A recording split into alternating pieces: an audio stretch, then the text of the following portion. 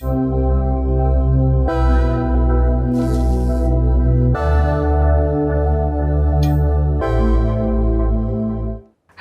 we will be talking today with Stefan Meister from the German Council of Foreign Relations. Hello, Stefan. Thanks Hello. for this opportunity. Stefan, Europe is very much present in internal Armenian discussions.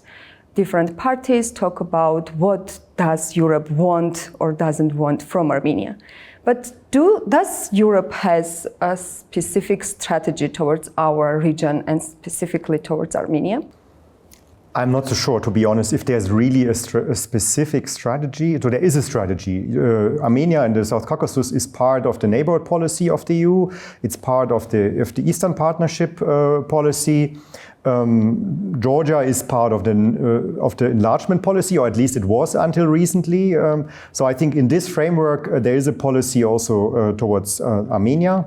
There's a SIPA agreement with the EU, so there is some economic cooperation and reforms also in different kind of sectors, bringing Armenia also align with EU conditions. And I think there is increasingly engagement also on bringing Armenia closer to Europe.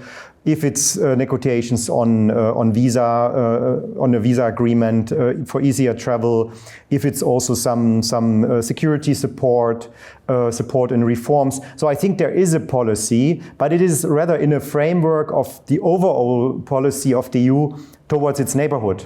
So I don't see at the moment a specific engagement in the South Caucasus reflecting also the importance of the region and the changes which are going on in the region.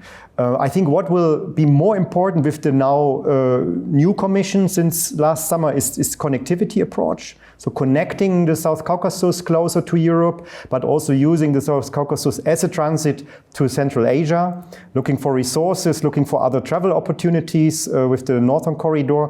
And in this context, Armenia also plays a role. We will come back to this connectivity issue. It's very important also from the standpoint of the security of Armenia. But in your papers and interviews, you frequently refer to the fact that Europe reacts a little bit late towards security issues in the neighborhood of Europe. Mm-hmm. Do you think Europe has changed this policy after all this trouble between US and Europe policies and all these also security issues in Europe itself? The European Union is not a security actor by DNA. Yeah, so it has a very limited security policy. It has now for the first time a defense commissioner. So it's really dealing with defense industry issues as a European Union. But the key security institution in Europe is NATO. And I think the whole events on Ukraine since 2022, but also now with Trump, for the time being strengthens NATO. So strengthens the European wing in NATO and increasing engagement of Europe in the NATO framework and also in strengthening its own defense. But I think this is a trajectory also for preparing that the US is leaving Europe on one point. With or without Trump, the US has not Europe anymore as a priority for security. It's the Asia-Pacific region, it's maybe the Middle East, but it's much more China. So I think we will see a much more securitized Europe, cooperating also with the UK as a non-EU member state, with Canada, with Japan, Australia on security issues. And I think there is a move towards Europe becoming a security actor, because it has to. So Trump is forcing us to act finally. I always say there is one positive side I see on Trump. He finally makes Europe be able to act, because there's no other choice. And become more sovereign, right? And become more sovereign, become more self-sufficient, less waiting for the US deciding things. Independent on US, yeah. Yeah, and also depending on the US. We cannot count anymore on the US. We cannot trust anymore US policy, because we don't know what Trump decides today and tomorrow. So I think this is a push for European sovereignty and autonomy from the US. But this is a way to go. Yeah, it's not something you manage in 1 year. You need a couple of years to really build up these structures. Coming back to this connectivity issue, without peace agreement between Armenia and Azerbaijan, I guess we can't speak about connectivity issues in our region. And we have now an atmosphere and context where Armenia and Azerbaijan declared that they have this text of the agreement, but they are not hurrying, especially Azerbaijan, not hurrying to sign it. What Europe can do in that regard? So in the end, I think Armenia and Azerbaijan have to sign it, yeah, and it's their sovereign decision to do it. I think there could be maybe more engagement also on supporting the process in terms of, making clear that this is also in Europe's interest, that there is a signed agreement, that there would be maybe more investment also in infrastructure and in the countries of the region, both countries. So there could be incentives and a kind of a nice push to sign the agreement. But it's also, I think we also have to understand, we had all this engagement of Charles Michel, the former not positive one. In the end. In the end, I think for neither side it was a positive experience. I think for Armenia and also Azerbaijan, it was just a not very strong engagement and not a very. It was more like a facilitation than a negotiation engagement. And from the EU side, it was like, we have burned our hands in a very difficult region with a very difficult conflict. So I think this is a bit a problem that the EU is very careful and member states are very careful to engage too much because it's a very complicated conflict and it's a very complicated region. I don't think this should prevent us to be more active because it's a crucial region. In many ways, in terms of connectivity, security, but this is how the EU discusses also this conflict and its engagement. And in the end, I think it needs a coalition of member states. It needs a coalition of member states who become more active, bigger member states, and pushing also both countries, let's say like this, towards a peace agreement and ending this conflict. Okay, last month we had visit of President of Germany in the region, both in Armenia and Azerbaijan. And also we have some discussions concerning the possible willingness of Germany to be an important mediator between Armenia and Azerbaijan. Is it true? Do you have also this kind of discussions in Germany? Not really. I would, let's say, with the last outgoing government, Chancellor Scholz and also Foreign Minister Baerbock, they really try also to engage on the negotiations between Armenia and Azerbaijan. But it was rather a facilitation role than really an ownership and bargaining role, where they really engaged also personally capacity into these negotiations. So you see, there is a kind of an interest, and also the visit of Steinmeier, I think it proves that there is an interest in the region, even if Steinmeier is not important as a president in the German political system. It is a kind of a signal that there is an interest, but I don't see this really strategic approach, this ownership, conceptualizing, pushing also EU policy towards the region, creating coalitions maybe also with other member states to be more active in the region. I just don't see this at the moment, but we will have a new government soon. We have a new foreign minister, Mr. Wadefuhl, who has been already in the region and also in Armenia, for instance.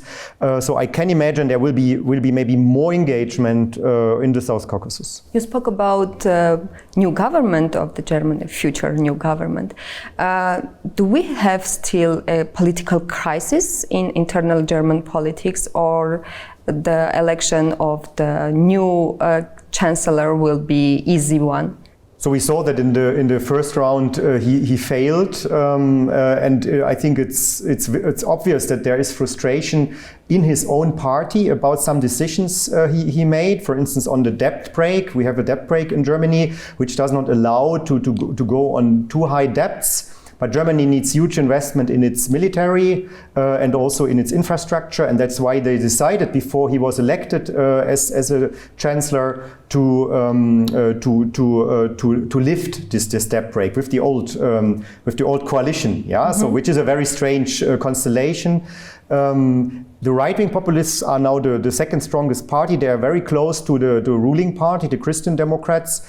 They are really spoiling also the German policy. They have been also now awarded as a really hard right-wing party by the German Constitutional Security Service. So I think there is a growing polarization in the German society, frustration with the economic situation, with the war, the ongoing war in Ukraine. This government has to solve this crisis. So it's not gone.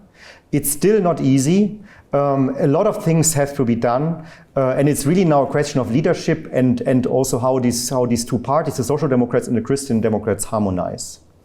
And concerning alternative Germany party, there are also discussions concerning possibility of banning the party, right? Mm-hmm. Is it possible in near future?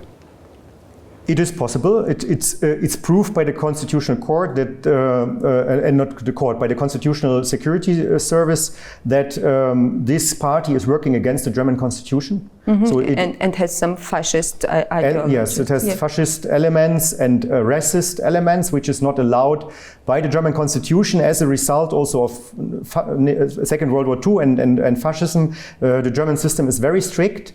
So it's possible if the Constitutional Court allows it, and the party will now go to the court. It already appealed to the court. It wants to see the documents of this decision by the intelligence service, and it's possible. But it's a long process. It's not very easy to cancel a party in Germany. And it can also play against the other parties that the society wants to punish them for banning the second most popular party in Germany. Like the banning of the participation of Marine Le Pen in France, right? It can evoke... Exactly, yeah. So I think this is a different case because it's about corruption. Yeah. It's not about really undermining the constitution in such a way how Alternative for Germany is doing it. But, and we also don't see in France that she's victimizing herself. Yeah, she's describing her as a victim of lawyers and of the Constitutional Court. This is not playing into her hands. So there's not an increasing support of the society. French society is still supporting the legal institutions of the Republic. So in this sense, it's not playing in her hands. What about connections and collaboration between different European countries, taking into account this new situation when, as you described already, for US, Europe isn't a priority, and so France and Germany are talking about the necessity to be more active in collaboration between each other, also with Great Britain and other countries, but also we have countries like Hungary or even now Italy, who are more cautious of this new kind of European thinking, right? How do you see the possible outcome of this crisis within the Europe also? So it's obvious that the EU is not able to act in many crisis situations, and it's too slow to act, and it is also blocked by some specific member states, particularly by Hungary, who is using it also for bargaining. That means we have an increasing shift towards coalitions of willing. So we will see more and more member states of the EU cooperating with each other and external countries like the UK, or Norway, for instance, to cooperate on specific issues, if it's security and defense, if it's being active in some specific regions. I think this is what we will increasingly see, this kind of coalition of willing. And I think the Weimar Triangle will play a key role with France, Poland, and Germany, plus the UK. Nordic countries, I think, Netherlands, I think, are also more active here. I think another trend which we will see, and this is very much discussed with the new incoming German government, is how to take Hungary the ability to vote in the EU. So how to punish Hungary and allow it to distract EU decision-making on key issues. And we will see a very different German policy also towards Hungary. Merkel was a supporter of Mr. Orban. I think Merz, the incoming chancellor, he is not supportive anymore, and he might even push the EU to be much more tough towards Hungary. Let's go also to another important issue in our region, this time Iran's issue and Iran-USA negotiations on nuclear issue. Last week, Iran's representatives also met with European countries, and it seems that Europe is also interested in not having another war in the Middle East between USA, Israel and Iran. But does Europe has any kind of leverage in this issue on US representatives to, I don't know, overcome Netanyahu's pressure maybe? No, I don't think so. I don't think that Europe has any leverage and is also willing to build up leverage. It could have leverage. We had this scheme with financing through a specific financial scheme, also further projects with Iran a couple of years ago, but it failed in the end under US pressure. But you also see how European countries are divided on dealing with Israel and what it is doing in Gaza at the moment, which is very problematic, which is very critically seen also in many European societies. But there is a strong alignment in key countries in the European Union with Israel, and in the end then also support for Netanyahu. So I don't think that Europe will drive a new Iran and Middle East policy. It is first of all Trump who will decide if he supports Netanyahu in attacking Iran, which I don't think is really in his interest. We see there are rather positive signals that this at least parts of this administration, and inclusive Trump, don't want to attack Iran. They don't want to have another war. They want to have a deal there. But I just don't see Europe. I think Europe lost a lot of credibility also with its Israel and Gaza policy in the past year. And it really handed over in the end completely to the US, this whole Iran file. So I just don't see these capabilities and the willingness of the EU to go in a conflict, for instance, also with the US on some issues. And coming back to Armenia, how Europe sees these internal politics on westernization of Armenia, or going towards Europe more closely, having this, I don't know, law about the membership, future of membership of Armenia in EU. Does European politics involve these kind of issues in their discussions? So from the institutional side, the Commission side, there was a kind of confusion when this law was discussed, because they really ask what do they want, and are they realistic in what they can get also in a certain period of time. So there is quite a skepticism about Armenia's membership in the EU. But on the other hand, I think it's widely seen that there is a strong move towards Europe. Away from Russia, also aligning in some issues with European policy.